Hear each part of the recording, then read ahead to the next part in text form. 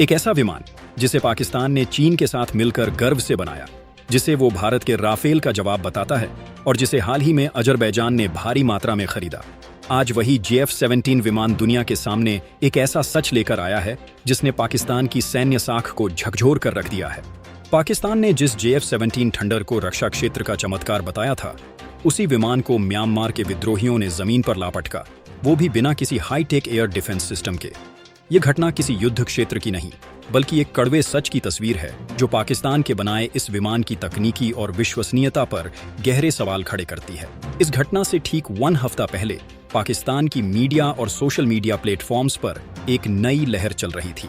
JF-17 ने Rafale को गिरा दिया जैसी हेडलाइंस, जिसे ऑपरेशन सिंदूर के दौरान भारत और पाकिस्तान की भिड़ंत के संदर्भ में फैलाया गया। लेकिन भारतीय वायुसेना द्वारा इस विमान को हवा में ही निष्क्रिय कर देने की पुष्टि होते ही पाकिस्तान का यह प्रोपेगेंडा ठप्प हो गया। JF-17 के गिरने से अंतर्राष्ट्रीय रक्षा बाजार में एक नई बहस शुरू हो गई है। पाकिस्तान ने इसे राफेल S-400 जैसे अत्याधुनिक सिस्टम का मुकाबला करने लायक बताया था, लेकिन म्यांमार के जंगलों में यह तकनीक धूल में मिल गई। इससे बड़ा झटका पाकिस्तान की छवि को नहीं लग सकता। अगर हम भारत की बात करें तो उसने हाल के वर्षों में तेजस, आकाश, पिनाका, ब्रह्मोस जैसे अत्याधुनिक हथियार सिस्टम न केवल बनाए हैं, बल्कि उनका निर्यात भी किया है। भारत का रक्षा निर्यात अब तेजी से $5 बिलियन प्रतिवर्ष के लक्ष्य की ओर बढ़ रहा है। वहीं पाकिस्तान एकमात्र बड़े सौदे पर टिका है जो अब संदेह के घेरे में आ चुका है। JF-17 प्रोजेक्ट एक हाइब्रिड मॉडल था, जिसमें चीन का टेक्नोलॉजी, पाकिस्तान का असेंबली और अजरबैजान का विश्वास शामिल था। लेकिन म्यांमार में इस विमान के गिरने से यह विश्वास ही डगमगा गया है। क्या अब बाकी देश इस पर भरोसा करेंगे? सवाल यह नहीं कि विमान गिरा, सवाल यह है कि उसे किसने गिराया। M-AN-PAD जैसे छोटे हथियार से उसका गिरना बताता है कि यह विमान उतना भरोसेमंद नहीं जितना दिखाया गया। आज जब दुनिया के अनेक देश खुद के रक्षा सिस्टम को आत्मनिर्भर बनाना चाहते हैं, भारत जैसे देश मेक इन इंडिया और डिफेंस एक्सपोर्ट के जरिए नए मुकाम छू रहे हैं, वहीं पाकिस्तान अब भी चीन पर निर्भर होकर अपनी छवि बेचने में जुटा है। और जब उस छवि की असलियत खुलकर सामने आती है, तब पाकिस्तान के लिए कोई सफाई भी कारगर नहीं होती।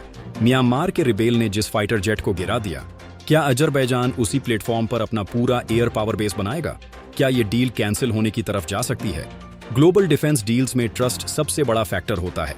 आप एक ऐसे प्लेटफॉर्म में इन्वेस्ट कर रहे हो जिसे आपको कम से कम 10 to 15 ईयर्स तक ऑपरेट करना है।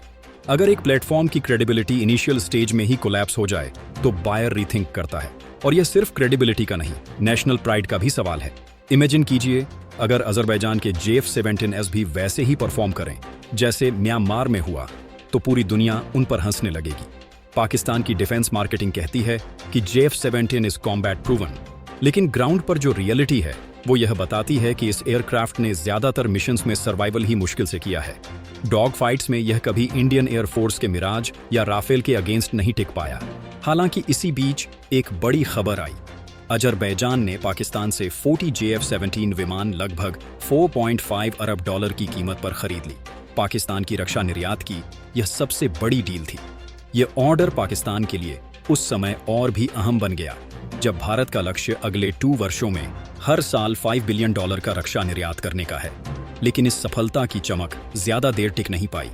म्यांमार के जंगलों में एक छोटे से विद्रोही गुट ने, जिसके पास कोई full scale air defence system नहीं था, सिर्फ कंधे पर रखे जाने वाले man portable air defence system MANPAD से एक JF-17 को गिरा दिया।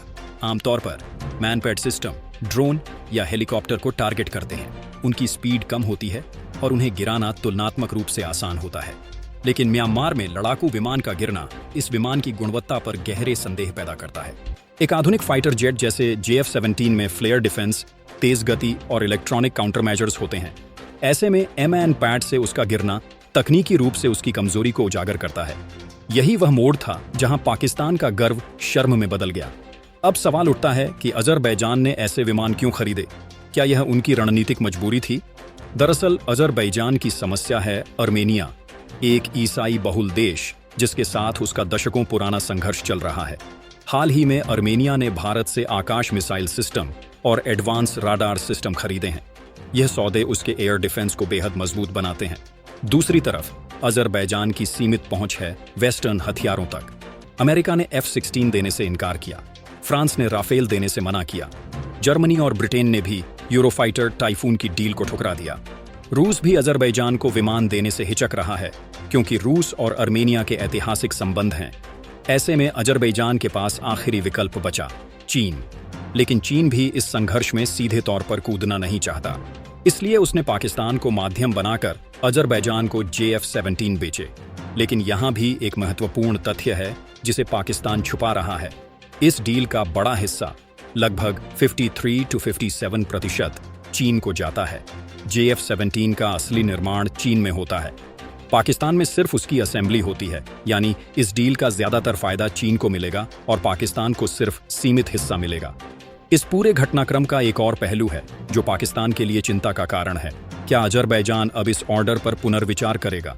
अजरबैजान के पास विकल्प सीमित हैं, लेकिन क्या वह एक ऐसा विमान लेगा जिसकी विश्वसनीयता पर सवाल उठ चुके हैं?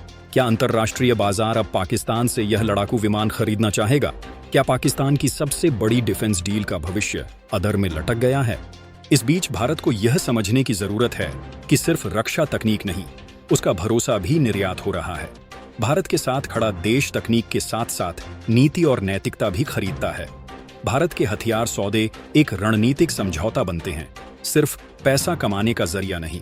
JF-17 के गिरने की घटना और पाकिस्तान की बौखलाहट ये साफ दिखाती है कि अगर तकनीक नकली हो या सिर्फ सस्ते सौदे की तरह पेश की जाए, तो उसका हश्र म्यांमार के जंगलों जैसा ही होता है, जहां वो विमान उठता तो है लेकिन फिर कभी लौटकर नहीं आता। अंत में यही कहा जा सकता है कि आज रक्षा क्षेत्र में सिर्फ ताकत नहीं, भरोसा बिकता है। और जिस देश का विमान एक साधारण MAN पैड से गिर जाए, उस पर न तो सैन्य शक्तियां विश्वास करेंगी और न ही अंतर्राष्ट्रीय बाजार। पाकिस्तान के लिए यह चेतावनी है और भारत के लिए यह अवसर, क्योंकि रक्षा कूटनीति अब सिर्फ युद्ध की तैयारी नहीं, बल्कि वैश्विक रिश्तों की दिशा तय करने का साधन बन चुकी है।